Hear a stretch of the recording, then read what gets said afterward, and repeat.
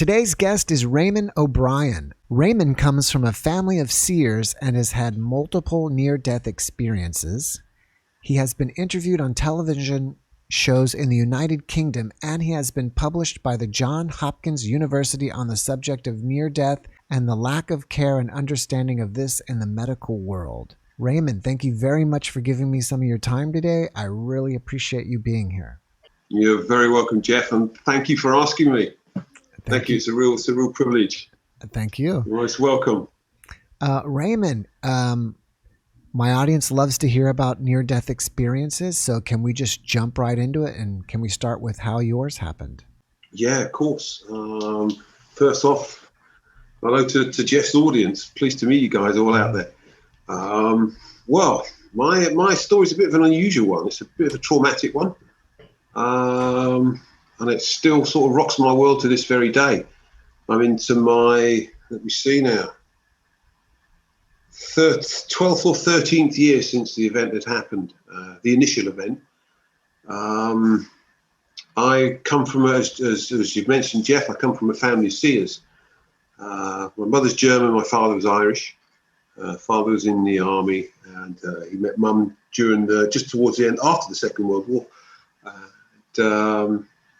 I have two other brothers and a beautiful sister who helps me to do what I do. The payment for, should I say, the payment from a physical viewpoint of the initial NDEs was a little bit of brain damage, oxygen starvation to the brain. So quite often I struggle with that. I do process things, but it takes me a lot longer to process stuff. So I come from a family of seers. The seeing side came from my mother's side. She was a healer stroke seer in a little German village called Neumünster during the war. And if the doctor couldn't heal you, then you would get sent to Granny's. And if Granny couldn't help you, well then, best of luck, really. So Granny took jaundice off somebody. These are the stories that came from my mum. I never actually met my Granny. She took jaundice off a lady and had told the family that she couldn't get rid of the jaundice, that she was going to die. So there was a correlation with that. When I used to hear this story, I thought, gosh, imagine being told what it's that you're going to die. How do you cope with that from a psychological viewpoint? So the family went up to visit my granny in hospital. The granny had said to my mother that it's just as well you're here today because tomorrow I shan't be. She said death came for her that night previous, and she asked could she stay just to see the family. So death said yes. So lo and behold, as true as Granny's word was, she did go the following day. And my grandfather, he committed suicide. And the family was decimated from the war, to be quite honest with you. So everyone split up. I have quite a well-known uncle. If you was in Amsterdam and if you went to the Anne Frank Museum, but if you went up to the loft, you'd see a picture up on the wall of my uncle Heinz Rühmann. He was a big German movie star. And one of my other aunties was called Hertha Feiler. She was a big movie star as well. So they were quite well known. When the Russians came to Berlin, my auntie Hertha was raped on several occasions, several times, in front of my uncle. Uncle Heinz Rühmann. And this is all things I only sort of found out over the last 2 years, to be honest. We did some research. And what drove me to the research was my own self-concept of survival. I couldn't understand how I'd survived through all of the NDEs, through all of the things that had ran up to the NDE. Moving on a little bit forward to sort of 4 or 5 years old, in Germany, where my father was based in the army, we was based in a small town called Iserlohn. And my mother's brother was living in Dortmund at the time. We used to go and visit. So Sunday, it was a big thing. After Sunday dinners, we'd go out for a walk and have a walk around the Ornamental Gardens, which was just over the road from where my aunt and uncle lived. And I walked over there with my mother. We stopped by an old lady who had a big black hat on and a black veil, black gloves, sort of curvature of the spine. And she was called Omar, which in Germany just means granny. So Granny, my mum, and my little Raymond, like, you know. And we're standing looking at the Ornamental Gardens, and I've heard raised voices, and I've looked up at my mum, and she's arguing with Omar. And I'd never really heard the two of them argue before, so I knew something was going on. And so Omar went off one way, and Mum and I went further into the Ornamental Gardens. And I remember looking up at Mum, and I said, "What was the argument about?" And she said, "Omar said it was time for you to go with her to be taught." And at that time, I distinctly remember that I'm a bit disturbed to think about it now. So I wasn't really perturbed about who I was going to go with. It didn't matter whether I stayed with Mum or I went with, I had never even seen her face, Jeff, you know, just all in black with a cane and the black gloves. And so I thought, well, if Mum's taking the responsibility to train me, well, then that must be it. I didn't know anything about what the training was going to be about, only what Mum had said. So because Pops was in the army, we used to move quite a lot, you know, different postings. So we ended up back in England for a short, brief period of time. I remember standing at the front of the class. I was still very young. And the teacher said, let's find somebody who we can pair you up with, Raymond. And I, for some reason, Jeff, I'd already spotted the child that I was going to be paired up with. And I wasn't surprised when I heard the teacher say, it'll be that child there. It was just, well, that's kind of what I thought. So I was already a seer by then, but I didn't know it. I always had a bad habit of playing out on my own. I was very much an insular child to those around me, but for things I would see, I was never alone. I always used to play in one of the places where we stayed. I can't remember what country it was in, but I was messing around out the back with the drains. I was always poking a stick into the drains. My mum triggered me probably about 15 years ago. She said, I remember when you was a child, you'd always play out the back just where the drains are. She said, you kept having these sores around your mouth because you kept poking the stick in. And it was that moment when she told me this, when I'd realised the reason why I was out at the back of the house where the drains were, because that was where the light used to appear. And from the light, people would speak to me through as I was playing. So that was my drive to be out there. And I was already told back then of the preciousness and the skills that I already had within me. And that everything was going to be all right. It didn't matter what was going to happen, everything would be all right. So as I developed, started to grow up, I wasn't really seen too much by then. I was still under my mother's wing. We were still in close contact with other sides of mother's family. There was one of my mother's brothers. He was a seer himself. Troubled him an awful lot. He was a functioning alcoholic at the time. Spent a lot of time in prison. And I couldn't understand the guy. I didn't understand why he was like that until much later in life. That's when I thought, now I know why Dieter was the way he was when I started to become a proper seer. It bored its way into me. There was no stopping it. It didn't matter. I was probably, Jeff, on the run up to the NDE, I was running. I knew I had to change. I felt internally that you can't keep this up. You know, but I didn't. I turned to drink and drugs by then, which is where my mother's brother had started. So I felt this connection. I couldn't understand why I was going down this route of starting to see things. I didn't want it. I wanted to be just a normal guy who was just a tradesman, basically. I didn't want the responsibility of being a seer. And then I went to visit my mum. And about 25 years ago. She lived in central London. There's something wrong with her foot. And she instructed me quite firmly, put your hands around my foot. She said it's sore. And I didn't want to.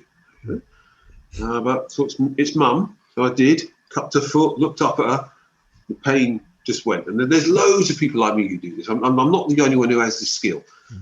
So I thought, well, I don't have to do that again. Like, that's the first and last time I'll do that. And how wrong could I have been? So I'm working in London, Jeff, and I'm struggling. I'm struggling doing that kind of work, the sort of work that I was doing. I was a mechanical engineer.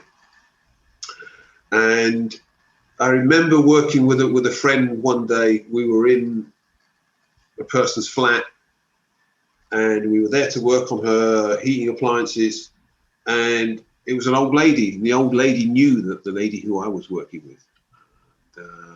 The two of them started talking, and my friend asked, how is she? And the old lady said she had something wrong with her ear. And she went, you're really lucky, love. He said, we've got Voodoo Ray with us today. Mm-hmm. And the old lady goes, oh, what's that then? He said, he's got this ability of stopping pain. So my supervisor says to me, if you work on her, Ray, I'll work on the appliances, and then we'll meet at the end. All right.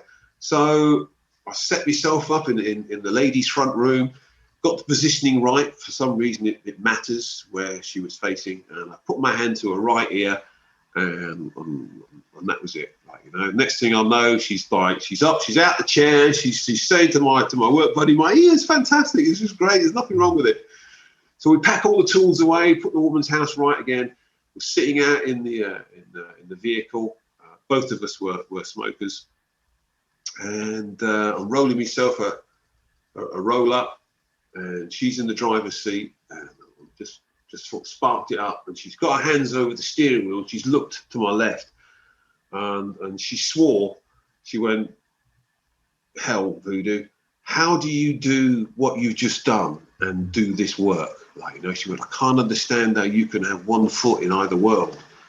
And I remember turning towards her with a sort of a blasé feeling. But immediately behind that feeling was a sense of, you're in trouble, Ray, because this is what you should be doing. And I said, I don't know, I'll just keep doing what I do.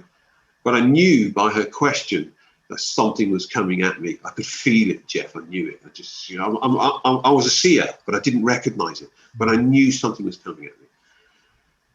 So a couple of months later, working for another company back in London, finish early, decide that I'll go and see my mum. So I get to the house, and unusually the house was empty, other than my mum. And she's sitting at our kitchen table, and she asked me. She said, "Well, how's everything going?" And I assumed she was talking about work. I said, "It's going great, Mum." I said, "Yeah, we're doing all right." She went, "No, I'm not talking about that." What? She's like, "I'm talking about the other thing." I thought, oh, she hadn't said this before. I said, well, it's all right, Mum. I said, it's a bit slow. She said, what do you mean it's a bit slow? I said, well, at this rate, it's going to take me all my lifetime to understand it. She said, if it all came at once, do you think you could handle it? And I remember going, no. And this is when she got really serious. She leaned. In my mother's family, if you were in trouble, the finger came out, it was called the filer finger. She'd start wagging it, And she said to me, you have to change. And I said, what do you mean, change, Mum? I knew what she was talking about because she knew what I was doing, drinking drugs. And I went, it'll be all right, Mum. I'll be okay. She said, if you don't change, something bad is going to happen to you. And that's when the finger wagged. And I made a joke of it. I knew how serious it was just by the way she was telling me. I said, well, you know me, Mum, I've been up to some things in my life. It'll have to be pretty bad. And she just went really stern. And she said, it will be really bad. And that was all she said. I thought, left it a couple of months, Jeff. Still hear those words rattling around, The seeing ability was increasing all of the time. By this time, sort of early 2000s, 2004, I was out of control, like, just out of control. Still doing my work. I was dating a beautiful lady in Istanbul, spending a lot of time in Istanbul, and a beautiful doctor. And one day, I'm pretty sure some of your other guests you've had on, I had a download, but it was an unexpected download, a spiritual download, whatever you want to call it. But it came into my life in the afternoon as I sat in this lovely lady's apartment in the middle of Istanbul, and it smashed me to pieces. She came in and I was in tears down by the door, and she sort of looked at me and was like, uh-oh, I haven't seen this side of Raymond before, so I knew something wasn't right. So I rang my sister, and she had this ability to calm me down. So I calmed down. I think I about another couple of days left in Istanbul. Came back home, felt really out of sorts with myself, and went back to work on a Wednesday. I'm driving back home from work, and this little voice. Wednesday on a Wednesday morning, I'm driving to work. The traffic was quite heavy going into London, and the police were it was just roadblocks, and they were checking people's details. And I remember as I looked over the road, as I could see them pulling the cars over, this random thought just went through my head. He said, "What would you do if you ran a child over, Ray?" And I remember thinking, that's a pretty disturbing thought. I thought, got to work, thought nothing of it. At the end of the work day, I'm literally 5 minutes from where I live here. I turned into the final road, into my little road. And I've had that thought of, what if you ran somebody over? And the only answer that I could give myself was, slow right down, Ray, just in case, just slow right down, So I'm now, instead of doing 15 miles an hour, I'm now doing 10 miles an hour. And over the slow road bumps. And out of the corner of my eye, who do I see, Jeff?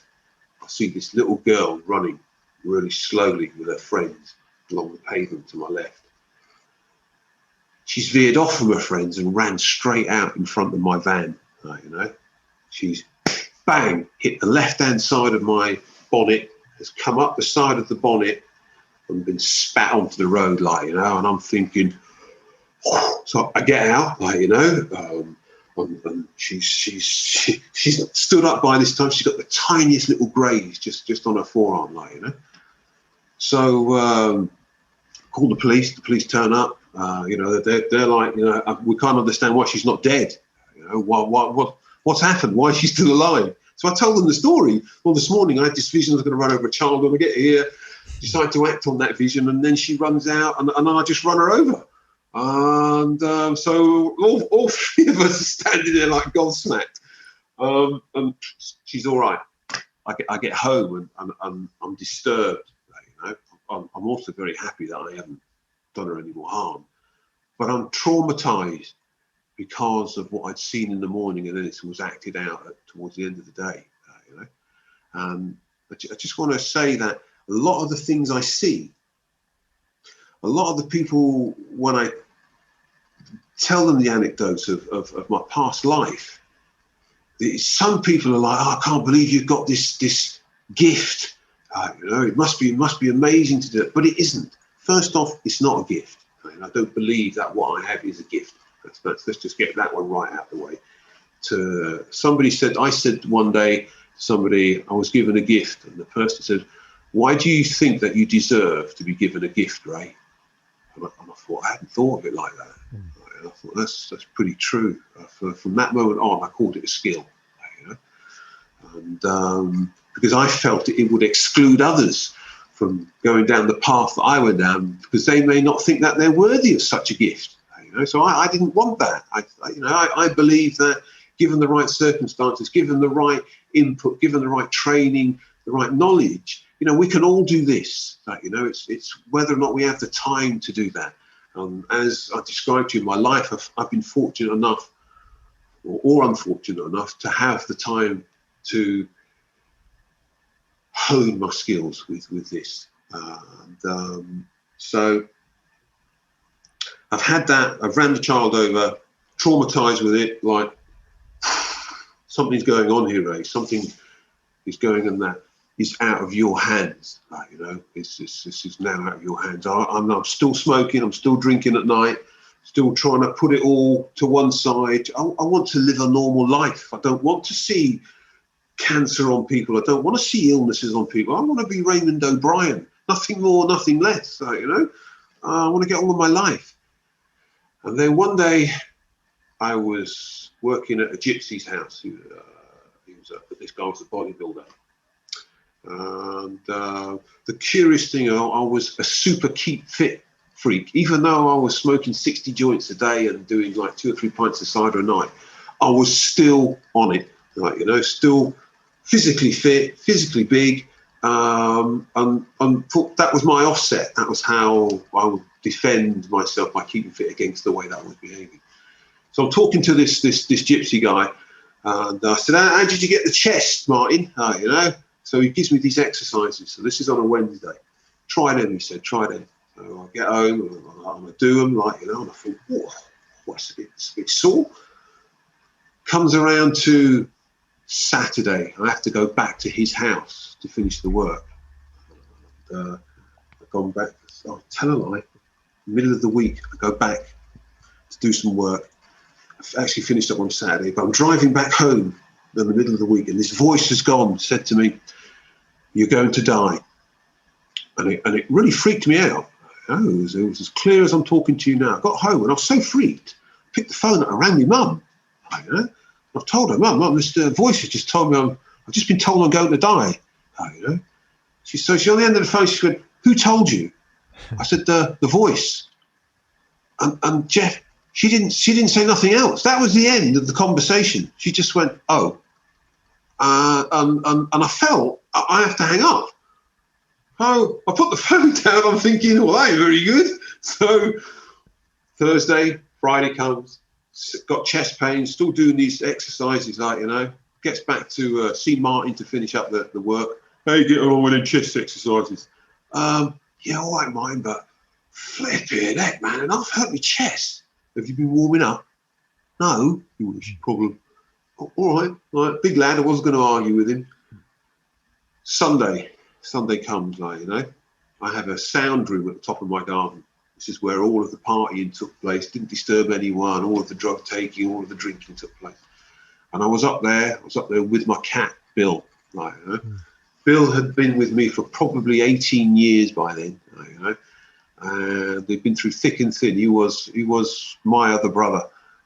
I saved his life. He was attacked by a couple of Staffordshire Bull Terriers, and I beat the dogs off. And I remember pointing my finger at him, going, "You owe me for that." You know. I took him to the vet. He had a few bruises, but he was all right. So Sunday night, about 11 o'clock, I thought, I've drunk enough, smoked enough, time to go to bed. Like, you know. I gets to bed. I'm lying in bed. Mr. Bill used to curl up downstairs on the sofa in the corner of the settee. So I'm lying in bed, turn on my side. I'm thinking, oh man, them chest exercises really do hurt. So I got out of bed. I thought the only answer that I could do was to work the problem, exercise the problem out. So I got down by the side of the bed, and I think I pulled about 20 press ups, and I felt all right. I knew it was muscle spasms. Got back in the bed. No history of cardiac arrest, nothing. Like, you know, I'm still fit, doing like 11, 12 miles on the bike, doing work, you name it, you know. But I still got my bad habits, the habits that my mum had told me to stop. So get back in the bed, turn on the other side. Pain was even worse. And in between turning and getting out of bed, the heart had stopped. Right, you know? I didn't know it. The only reason that I knew it had stopped was this sense of panic and fear. I had my legs on the side of the bed, and I remember saying to myself, "You're in trouble here, Obi. You are in real trouble." Got out to the landing, went downstairs, hit the living room light on, and there's Bill in the corner of the sofa, who's like popped up and looked at me. And I swear, Jeff, he was an old boy by this time, so we knew each other like that. I knew every sort of movement on his face. I just knew. And he looked at me, And without him, he didn't have to say anything. His face said it all. And my answer back to him was, I know, B, I'm in a really bad way. You know? I've got no clothes on. I'm thinking, I've got to call for an ambulance. So I've got a cordless phone. I picked the cordless phone up, and I'm here in the UK to call for an ambulance. It's 999, like, you know. But I only got as far as hitting 2 9s. And the next thing I know, I'm gone. I've just boom, the heart's gone, that's enough. And I've collapsed on the floor, downstairs here, phone in the hand, start bollock naked. And the next thing I realise, I feel, is a rasping on the end of my nose. And I open my eyes really slowly, and it's Bill, he's looking at me, you know, and he's got, his breath was like smelling salts. And so the rasp from my nose and the smell of his breath just kind of brought me back. And then the mind starts computing, why am I on the floor? You're in trouble, Ray. I've looked at the screen on the LED screen on the phone. I've hit the last 9, bang. Got through to the operator. She said, what's your problem? So I've got chest pains. She said, tell me what to do. Leave the front door open. We'll send an ambulance to you, you know. So fortunately enough, my home is 10 minutes away from a major hospital, Darren Valley Hospital. And the ambulance service here, they don't park up at the ambulance stations. They park up at locations around the town, you know. And this played a major part. So I'm on the phone to the emergency services. She's telling me what to do. I'm thinking, I ain't got no clothes on. I've got to get dressed. You know, can't go to hospital, no clothes on. I'm not having that. So I got dressed, got the phone, still puffing and panting up and down the stairs here. The woman's telling me, don't worry about getting dressed. No. She said, the ambulance is on its way to you. And by this time, Jeff, it was about 11:45 at night. And so, you know, my town isn't a big town. It kind of goes to bed at 9 o'clock, so it's pretty quiet. So I'm sitting on my sofa with Bill, and he's sitting right next to me. And there's a lack of oxygen, and I felt out of this world, shall we say. And if it hadn't been for Bill, I probably wouldn't be here now. So the front door's left open, and I can hear off in the distance, I can hear the siren. And I remember thinking, this must be for you, Ray. And it was surreal. You know? So the front door's open, and in walked these 2 earth angels dressed in their green paramedic tie, you know, with their box of tricks. And one was a guy and one was a woman called, I can't remember the guy's name, sadly, but I remember the woman's name. Her name was Rebecca. And came up and they took one look at me and they went, you look a bit rough, fella. I went, I feel really crook. My chest is just, can't breathe, you know. So bearing in mind, I'm a fit guy, but I distinctly remember walking out of that house, and I remember saying to myself, I feel like I'm 100 years old. You know, to have I was only 47 then, and to have 2 people either side of me walking me to an ambulance was just surreal. We get in the back of the ambulance, and I'm thinking, it'll all be over pretty soon, Ray. They'll sort this all out. It's nothing, you know. So we're still outside my house. Can't breathe. I'm gasping for air, absolutely gasping. I can hear Rebecca saying, you have to breathe, Ray. You have to breathe. She said, your oxygen levels are down to 26%. And I'm thinking, huh? She turned her back on me to do whatever she was going to do. And it was at that moment where I heard this voice go, if ever there's a time to check out, Ray, now's the time. And I put this chin to my right shoulder. Next thing, I'm on the other side. Oof. I'm now a little tiny soul, naked, sexless, no sexual organs at all, you know, in a climate which is just suits my body temperature. The wind was the first sentient being to greet me. It came from my right-hand side and it passed through me. And as it went through me, that sounds crazy to say, as it went through me, it spoke to me. You know, we made friends, and it was like, what can I equate that wind to? I have a wood stove burner, And it's up in my sound room. When you open up that door and you get that lovely rush of that deep heat, that so pleasurable, it was very, very similar to that. Very similar to that feeling. That was as the wind passed through me. And as I remember feeling it go through me, I was looking down. I could see my feet, my naked feet. And they were, my soul was scrunching the grass, because the grass felt like green fur. And everything was really vivid. Everything was bright. The sky was really bright. All colours were just like, poof. And as I was scrunching my toes, I was consciously thinking, you know where you are, Ray. You know where you are. You know, you can't come back from here without filling your boots. You know, this is the kind of person I am. I never miss an opportunity to miss an opportunity. So I'm soaking up everything, and my toes are scrunching into this beautiful, softest, furry grass I've ever had. And as I've looked down, I've decided to look up. And as I've looked up, I had the thought of, I wonder where I'm going to go to get my wings. That was a deliberate thought. And off in the distance was 2 men and 3 women. You know, the first guy was probably about his 50s, dark black hair, black beard. Everyone wore white. Everyone wore white, just like togas.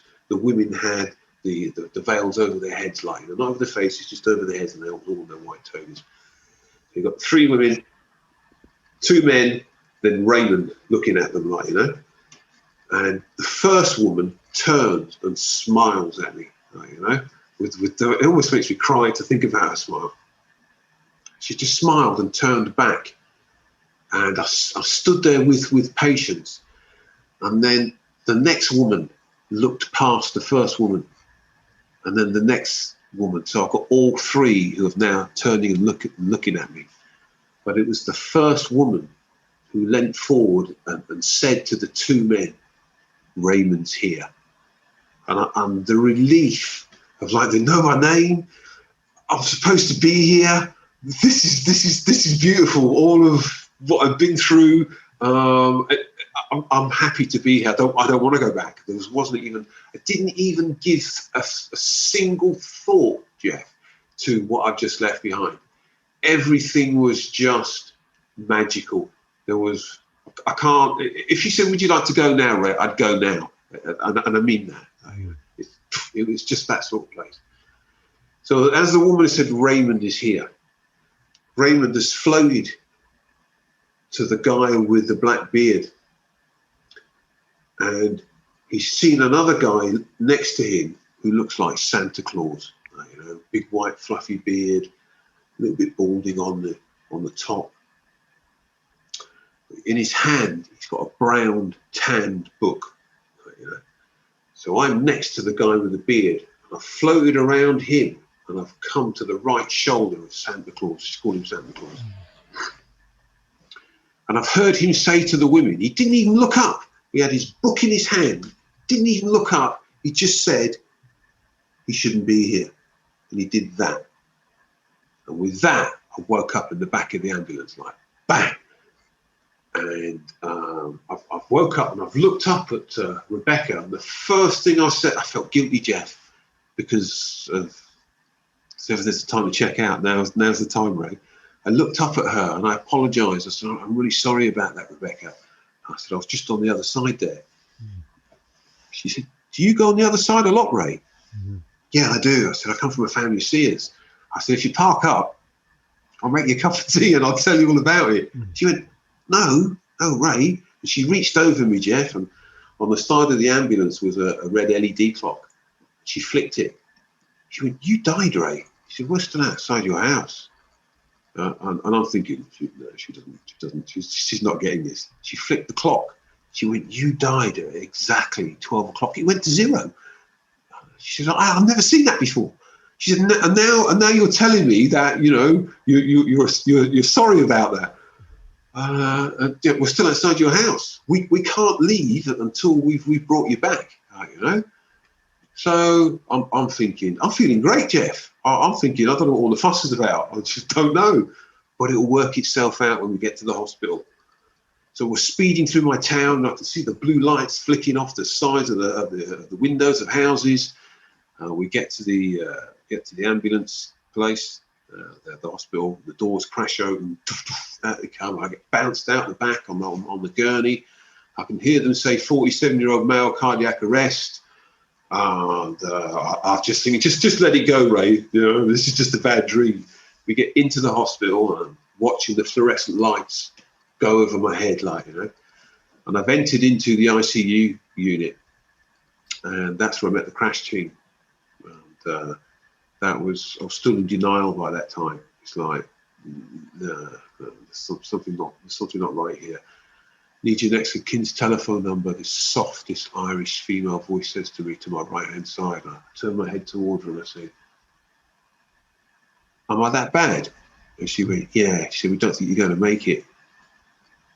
And I remember thinking,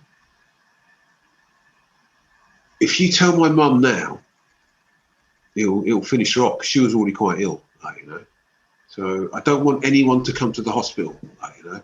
Only if I don't make it, obviously, then tell my mum, like, you know. But don't say anything to anyone, like, you know, unless I don't make it. So I've made that decision. And then I lay there and I waited for what was coming next. And what came next was not the same scenario as in the back of the ambulance. It was absolutely terrifying, just because I knew. I must have known in the back of the ambulance outside here that I was coming back. You know, I must have had some sixth sense of that. But being in the ICU unit, lying on that gurney, I felt the loneliest man on the planet. I don't know if you know Greek mythology, but Prometheus. It was when he got chained for his sins. He got chained to a rock, and every morning an eagle would come down and eat out his internals. You know, and he would heal after the eagle had gone. And that's who I felt like. I felt like Prometheus, because that's when it started. That's when it really started going. They said to me that we stopped counting, Ray, at 5 times we resuscitated you, but we think 9 that's the general consensus. Like, you know, that's how many times you went. So I went, well, we may as well bring it to 10, because Bill resuscitated me as well, you know, within the house, like, you know. So the Irish woman next to kin's, I've looked at the clock, like, you know, and the clock is getting for about 12:15 now. And out of the corner of my eye, I felt my life flood out of me, drain away from almost from the center of the side of my body. As I was lying on the gurney, I was aware that this isn't good, you know. And back in the 80s, I used to do a lot of LSD. For me, survival is equating what's going on now to experiences that you've had in the past. Right? That's how I cope with difficult circumstances. So I felt as though I was on a diving board and ready to dive into the universe. That was how I felt. That's how isolated I felt. And with the life force ebbing away out of me, I felt cold and clammy. And to my left, I'd seen whatever life force it was draining out of me. But to the right, something entered into the room of the ICU room. And it was a non-distinctive shadow, but it was behind people, you know. And I thought, as long as it's so, I'm watching them, bearing in mind they're resuscitating now, you know. I'm now dying backwards and forwards, just like tennis, hit me one way, bringing me back another way. And when I'd come back, I'll be aware that I've come back, you know. And out of the corner of my eye, there was this shape, and I knew death was in the room. I thought of Granny straight away. I thought, this is what Granny had seen, Ray. This is where you are now. And then, boof, I was gone. And I remember I was on the other side. And a couple of years ago, as I was dabbling in the seeing, I became a member of the Healing Trust here in the UK. The Healing Trust is a trust which was run by Harry Edwards. I don't know if any of your viewers have heard of Harry Edwards, but if you get a moment, check out Harry Edwards. There's the Harry Edwards Foundation here. Talk about a healer. This man is phenomenal. So Harry Edwards, check him out. So I became a registered healer with the Healing Trust, and a chap called Dave in California had a brain tumor. He's an expat in California, gets diagnosed with this brain tumor, has heard about me through the grapevine. I was working with animals by then, as well as doing my own normal mainstream job. I was seeing illnesses on horses or dogs and things like this. I was in demand, and I thought to myself, this is not so bad. So Dave had heard about me, came over from California, has the brain tumor, makes an appointment to come and see me here. He's talking to me. They told him that he's only got maybe like a week or so to live. And I thought to myself, right, okay. He said, can you do anything? I said, I'll do whatever I'm told to do. You put my hands on him and da-da-da. Anyway, he goes back to California, dies in California. His wife contacts me, says, thank you very much. Dave survived. Whatever you did allowed him to survive. He was eternally grateful. And thank you. Da-da-da-da. So back to the ICU room. I'm now on the other side. I know I'm on the other side. It's a place which I didn't know, but it was later deemed that I went to the grey by other researchers. I found myself in a throng of tightly packed people, just this little soul, And as I've looked up, I found that I was levitating up. And as I've got up to shoulder height of this guy, we've had eye contact. And it's Dave. And Dave has gone, Ray? I've gone, Dave? He went, what are you doing here? Well, I don't know, Dave. He went, you're not supposed to be here. And as he's telling this, I'm rising. And now we're at eye level, and I can see above all of the other heads. And it's like thousands of people are coming out of a football stadium, tightly packed together, with their heads down, but above their heads is the wind. And the wind is like a black carbon barbed wire. It's just cracking over people's heads, and no one's looking up. And I've watched this wind dissipate into like carbon dust as it's flashed over people's heads. And the next thing I know, Jeff, is that my nose is on the ceiling tiles of the ICU unit, and I'm falling backwards. And it was a really disturbing, out of all of that, that was probably one of the most disturbing things, the falling backwards, because I didn't know where I was going to end up. But obviously I crashed back into my body, and I woke up, and so from a prone position to 6 or 7 people working on me, jumping all over me to keep me alive. It was like a horror movie. I've come back and I've sat up bolt upright, and I pointed my finger at all of the staff. And I went, I won't swear, but I went, well needed that. And I've crashed back down and died again, So they're bringing me backwards and forwards and backwards and forwards. And before I knew it, it was over. It was like the next thing I knew, it was like the storm had finished, and there was this the strangest calmness that came over me. And they tell a lie, one more. I came back, landed back on the gurney, and I came back around, and I could hear people saying to me, Ray, it's us, stop it, Ray, stop it. I had 2 people on either leg, people on my arms, people on my shoulders holding me down, because I was fighting, I was kicking, I was punching. Ray, it's us, stop it. So, I've come around, and sort of looked at everybody, and it stopped. Everything had stopped. And I smiled. It was the angelic Irish nurse. She said, I can see you're all right now. She said, because you've got a smile. And I went, thanks, So they did what they had to do. They wheeled me onto the intensive care unit bed. And by this time, I think it was getting on for about 1:20 in the morning. So it'd been a real slog of an hour and 20 minutes of fighting for my life. And I'm lying in the hospital bed. They've got me on morphine. My ribs were cracked. My teeth were cracked where they shocked me so much. All of it, everything I felt like I'd been microwaved.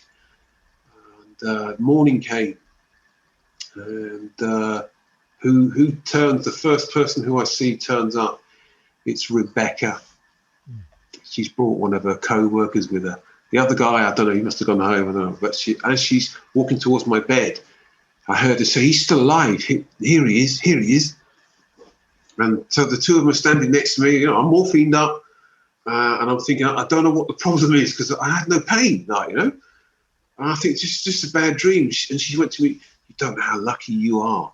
She said, "We were parked up so close to your house." She said, "Normally," she went, "we don't come to somebody who survived." She said, "We just come to a dead body." She went, "That's why we're so shocked that you're still alive. The odds of you still being here are just incredible, So I thanked her and off she went. But there was another moment in the ICU unit of one of my death experiences where I ended up, my soul sat on my forehead and I could feel the cold clamminess as my body was dying underneath the pads of my soul's feet.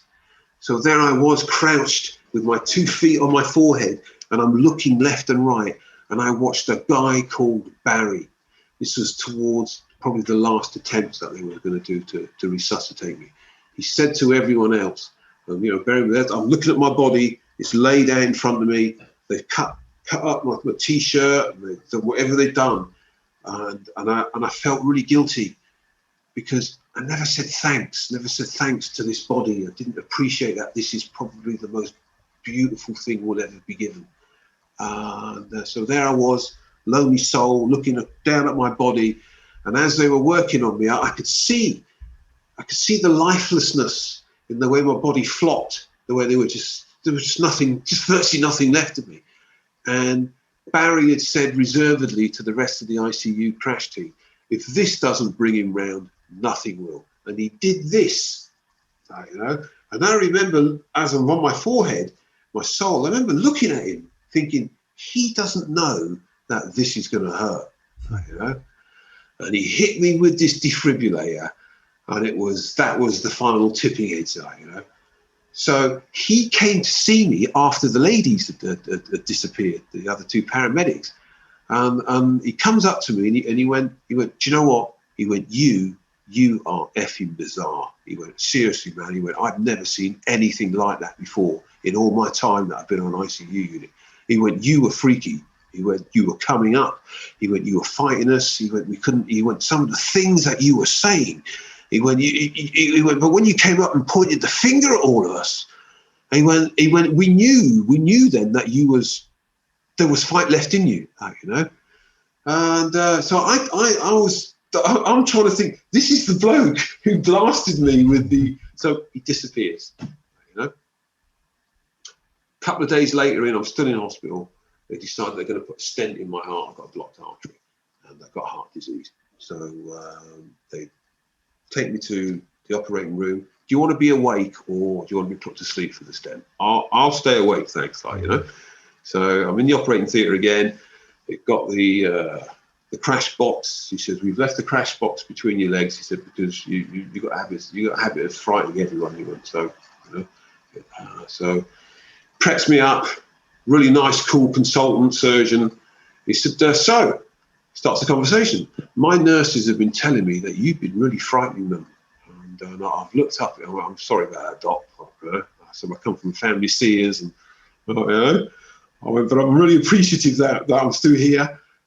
He said, "Seer." He said, "So what do you see?" I went, "Oh, inflammation, cancers, not just that kind of thing, really." He went, "Do you see anything on me?" I'm thinking, the operating theatre. I went, "Can I touch you?" And when I work, I go into an altered state, Jeff. I'll still talk to you, but I know that I'm working. It's the most lightest of altered states. So I said, "Can I touch you?" He says, "Yes." I said, "Do you know what's wrong with you?" And he went, "Yeah." So I touched him, 3 or 4 or 5 spots, and then I beckoned him in. So was I right? He went, yeah. I said, do you have trouble pooing? And he went, yeah. I went, you won't have trouble with pooing anymore. And I knew it worked because he was a half-caste guy, and he blushed, and that's a normal thing when I work on people. They get a blush to them, right? You know. So it was a success. They did the stent. They wheeled me out. I'm in the recovery room, and one of the nurses, the female nurse who was in the room, looked left and right furtively and said, "Can I be really unprofessional?" Yeah, of course you can. She said, "Do you see anything wrong with me? Do you know what's wrong with you?" Yeah, same room. Can I touch you? Yeah. Touch you. Am I right? She went, yeah. And I got, hang on a minute. I went, there's a man superimposed over you who's got a problem with his left knee. And she went, right. She said, do you see anything else? I went, no, that's all I see. She said, well, if I'm to tell you that my husband is an athlete and he's coming to the hospital today to have an operation on his left knee, do you believe me? I went, yeah, sure, that's exactly what's happening.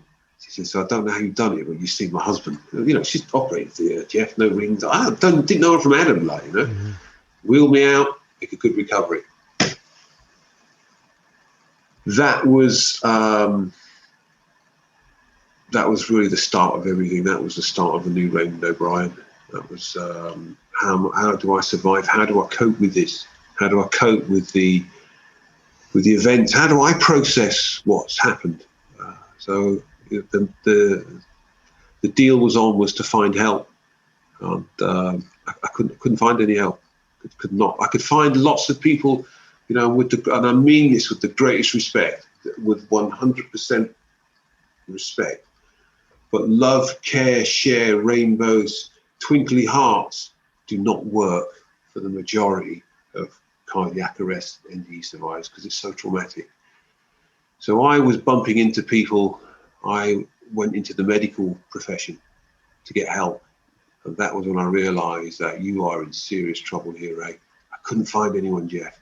I would be sitting with experienced psychiatrists, who send to me because he's suffering really heavy trauma.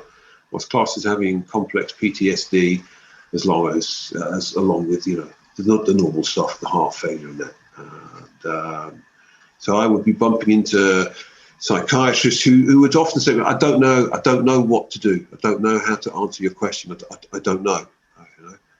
I would end up with other counsellors, other therapists who would start crying in front of me, would know about my history because of the assessment. And then there would be counter-transference. They would start asking me if they have cancer, and so the roles would be reversed. I'd go back into a healing role, and I'd go, yeah, you have, where?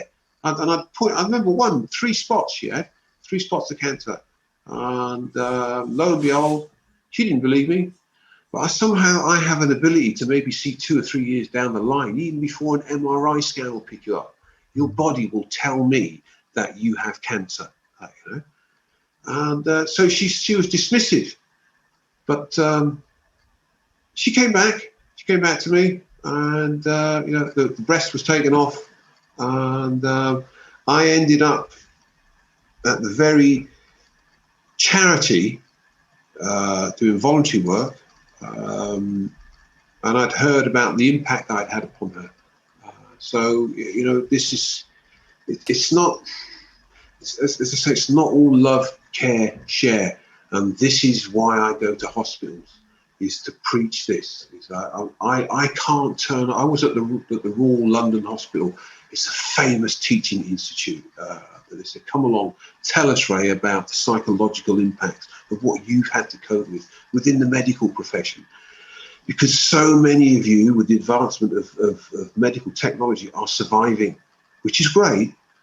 But what we found is many of you are coming back with severe psychological issues, and we don't know about it. We just, and I'm staggered, because the first near-death case was done by Plato, which was the myth of Ur, like in 575 BC.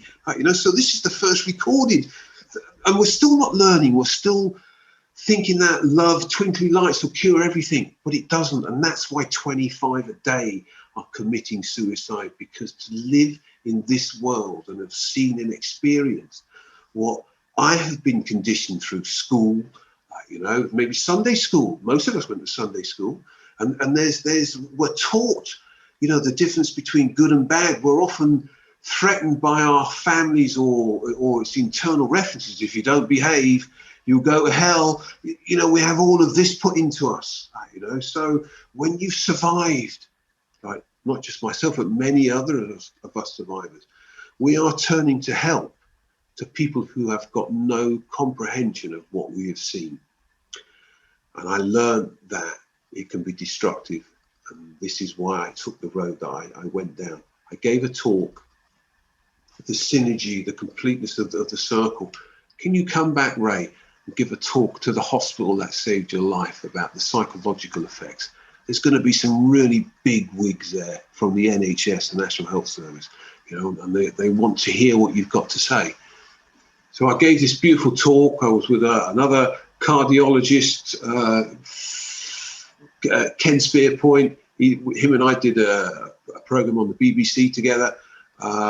Very knowledgeable guy with research. And he asked me the questions. Talk was amazing. One of the big ones said, Ray, if you could tell us, there was, I think it was about 80 or 90 people in the audience. If you could tell us how we could help somebody like you, what would it be? I said, you need a Ray in every cardiac rehab unit. I went, I'll do it for nothing. I'll because I don't want to see somebody go through what I had to go through, So at the end of the talk, big tall guy gets up, comes up to me, introduces himself. I couldn't help but hear what you said, he said. He went, you'd be such a great help. Have you thought about becoming a psychotherapist, stroke counsellor? No, can't say I have. He went, I've got a local newspaper here. And he said, and they're running a 4-year course to get proper qualified to be one. Would you be interested to do that? I went, yeah, give us a year. So I tracked it down and I started this course, so it ends up with either, I ain't qualified, but I went for the higher national diploma. So I'm waiting on that to get my results. So I'm already qualified, which meant that I could work with other charities and to get my message across. So I do this on the advice of this paramedic. So when I got asked again 2 years ago to come back to the Royal London Hospital of Whitechapel. As I said, there's been a hospital there since the 12th century. I get in there, give a talk. This guy gets up, walks towards me, and he knows me by my first name. Hello, Ray. And I'm thinking, I know you know me, but I don't recognise you. It was the guy who gave me the info to train to be a psychotherapist. He was a paramedic at the time when he came to the talk. In between that time, he'd also had his own cardiac arrest. And that's when he heard my name was going to be at the Royal London. He thought, I have to be there. I have to come and see him. So he now runs another clinic here down the southeast of England. So the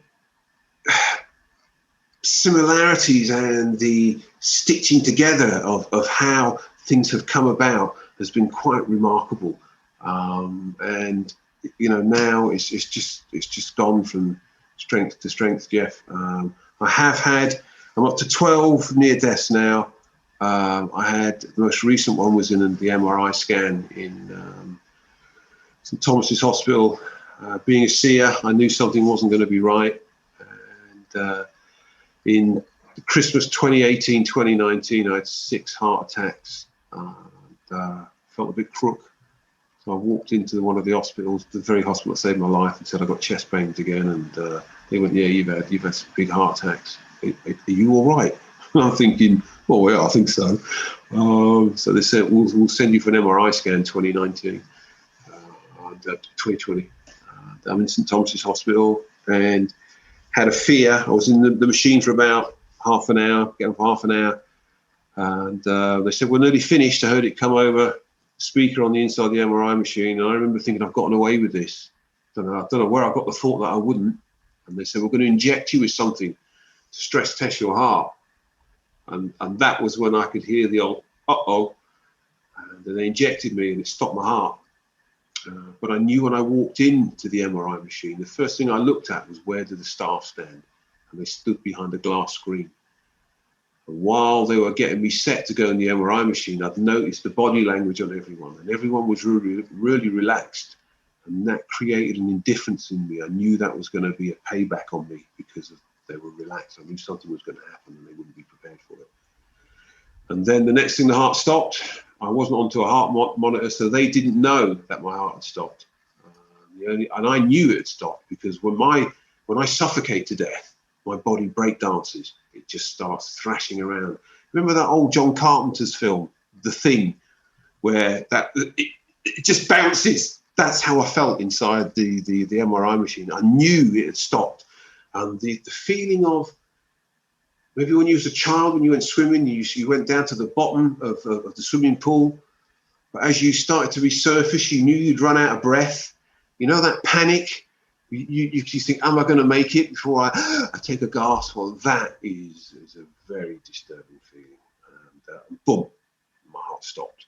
And inside the MRI machine, they got me out, they injected me with an antidote, and then the heart started, it restarted.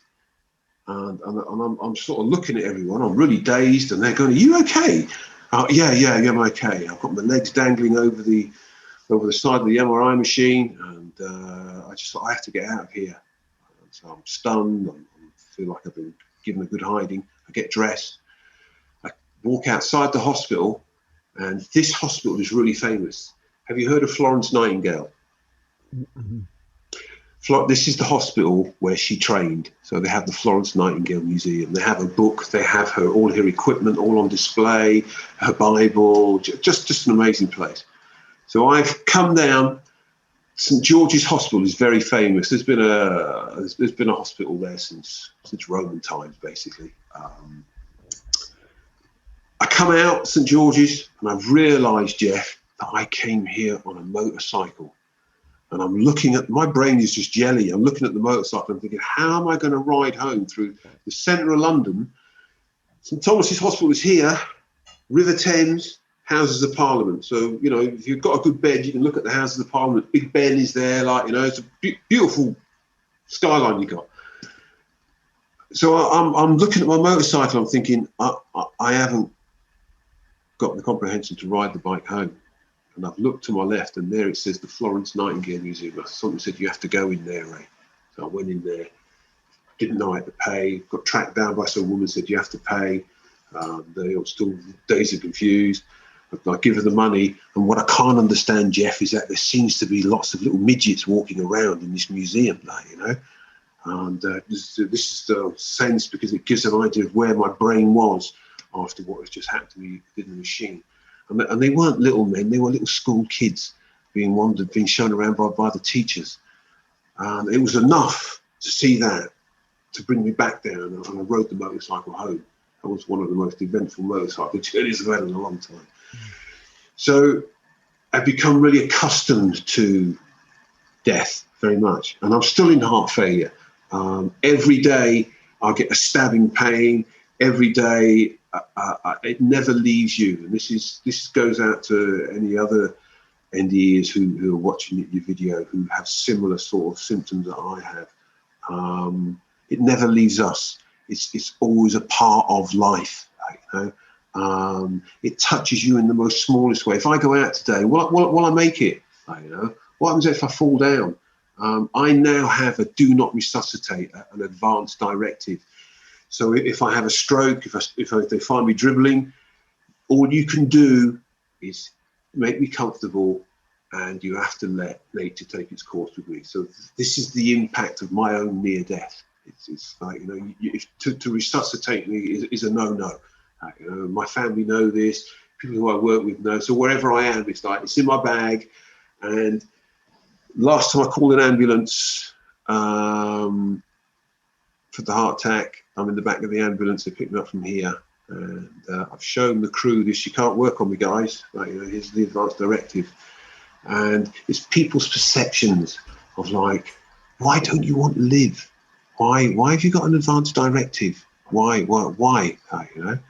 So when I've said to these guys, you can't touch me, guys, you can only make me comfortable. If you resuscitate me, it's assault. You can't do this, you know. But if we don't do anything and you die, then that's it. You know that, don't you? And it's like, of course I know that. You know, so these are the things that we have to deal with. And this is where Raymond O'Brien comes from in his quest of coming back here, is to help those people like myself who get no comfort from the spangly hearts, love conquers all, the rainbows, like, you know, that doesn't work on me. It's like, but it also doesn't work if I'm giving a talk to a hospital. They're not interested in about, oh yeah, I live in two worlds. I may as well rip up why I'm here. Credibility is gone. You have to come from a medical directive, otherwise the message isn't getting across. Being wacky is fine, like, you know, but you can't be seen to be wacky. Not in the world that I move in. I've moved in the world of love is everything. It doesn't work, man. It doesn't work for where I have been, for the trauma I have suffered. And you know, I wouldn't say I had a bit of a difference with somebody the other day. I posted something about a person who said he's just had a cardiac arrest, doesn't know who he is anymore, doesn't even know if he likes who he is anymore. And I thought, that's me. That's who I was.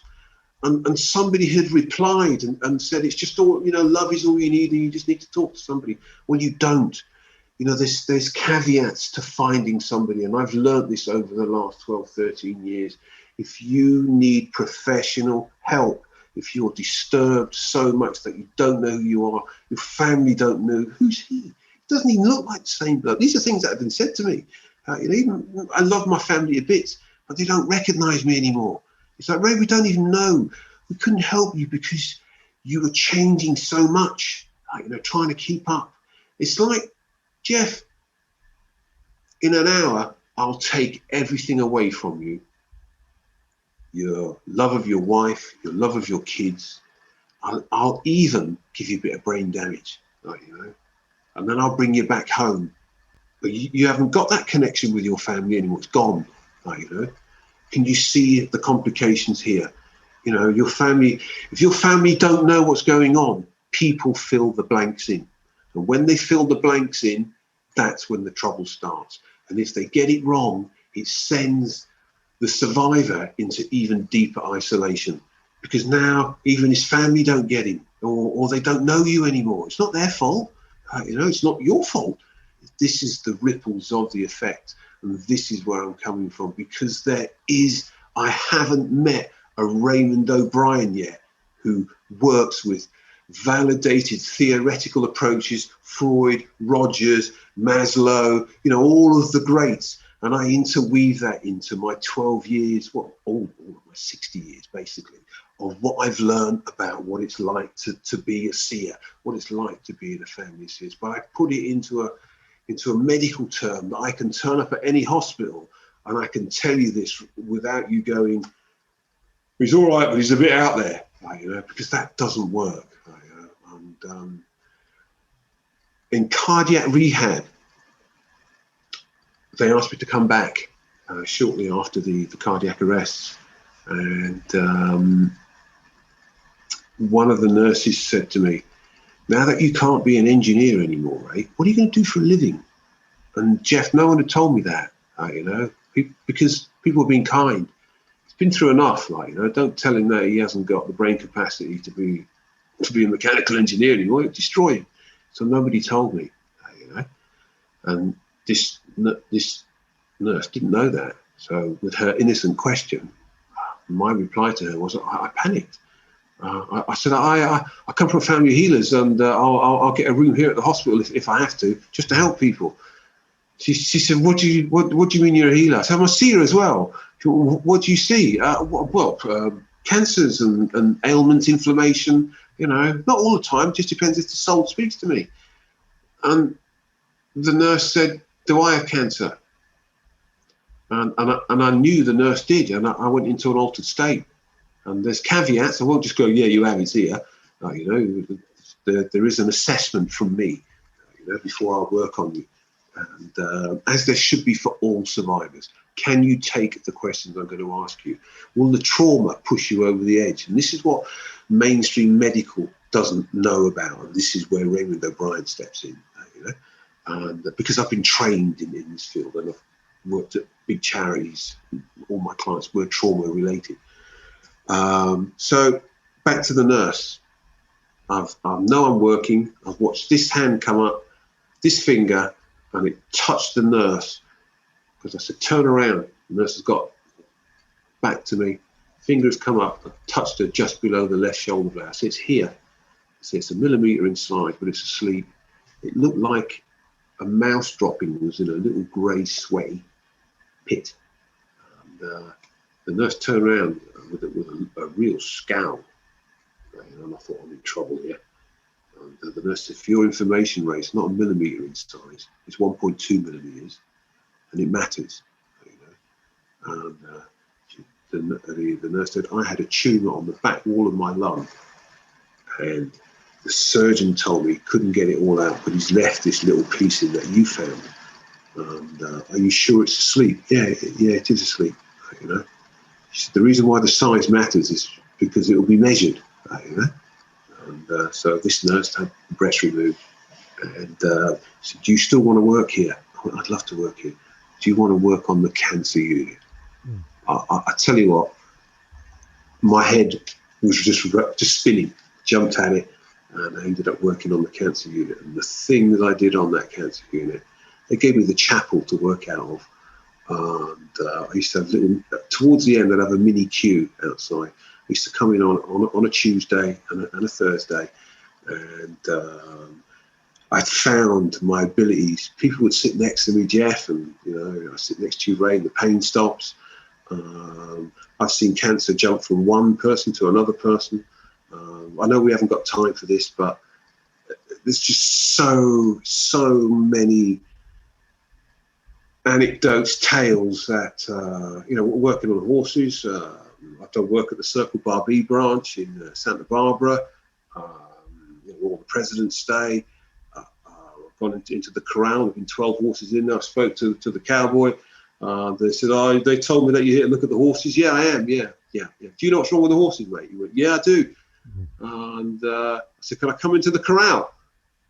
He went, yeah. He said, pick a horse. I went, the brown one with the white rump. He went, that's the one I was going to pick. I said, we'll put it down to coincidence. So, Jeff, I came out of there, and I must have pulled, out of the 12 horses, I must have pulled between 3 and 4 problems per horse. Right, you know? And I sat down and I worked the odds out. What were the odds of that? And it was just mind-boggling. And I remember I got it so right, he took his cowboy hat off and he slapped his thigh. He went, boy, you're going to be a millionaire.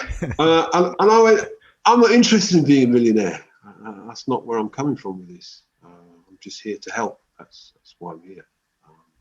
And there's a lot more, Jeff, but you've got to be careful of time. I appreciate it. Yes. Raymond, that was an amazing story. I really appreciate you sharing that with us.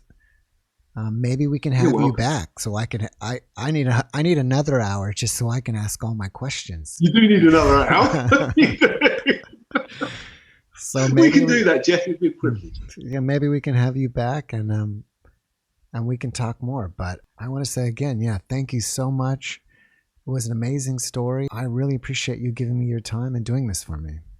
Thank you, Jeff. I just want to say that a lot of people who do the podcast, similar to you, they have a profound effect on us, right, you know, as survivors. So I always like to say this, that it does help. It helps more than I could probably say, you know, because it gives people like me, who I know I'm not mainstream with my NDE, I know that, and I choose it to be that way because, you know, there's only one reason I'm back here, and it's not to earn money, it's to help people, and that's sort of where I'm coming from. But there's a lot of things going on at the moment behind the scenes, a lot of big things, and as I'm allowed, I'll tell people, but it's going to be a lot of exposure, Raymond O'Brien. Possibly a book, you know the normal stuff. But at the moment, my main goal is to help those who can't get this unique specialized help that can only be given by a survivor. I've had arguments with people who aren't survivors. I've met imposters. COVID has been a real test of those NDEs who said it's all about love and joy and don't be afraid of the other side. These are the ones who are queuing up for the injection. I don't blame them, but we all have our fear. My only fear of death now is not the fear of dying, the pain of death. That's all that troubles me, nothing else. So you've got to have beliefs. You must have the conviction in why you are back here. This isn't about making a buck out of this. I know we all need to make a living. I get that, but a lot of who I have been in contact with, and I won't give names or anything like that, but I have asked myself, are you only in this to make a buck out of your book? Where is the help for those of us who need ultimate help? And that's why it's driven me to get this kind of exposure. So I thank you for Jeff. I thank you for that. I really, really, really thank you for it. It means a huge amount to us survivors. More than I can say. It's interesting. I never realized I had that much an effect on guests. So that's great to know that I'm doing that. But I don't know if the guests realize that if you look at the comments of the videos, that the people watching the videos are getting helped. Yes. This is because of what you do, Jeff.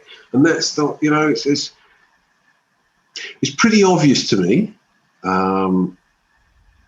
why you do what you do. I know we all need to make money, I know that, but your light that you give out is a different light. And you come across to me as a very genuine person. So you do have that effect. So, you need a pat on your back for doing what you're doing here, because it does help an awful lot. And I was really shocked at that. It was, I often say, because I get asked to do a lot of podcasts, 99.9% have been absolutely brilliant. Just, the help that it gives. I'm not brave enough to look at the comments. I'm a bit insecure like that. So it's nice to hear you say that, So again, it gives me like, oh, great, that's nice to hear that. I'll continue. So yeah.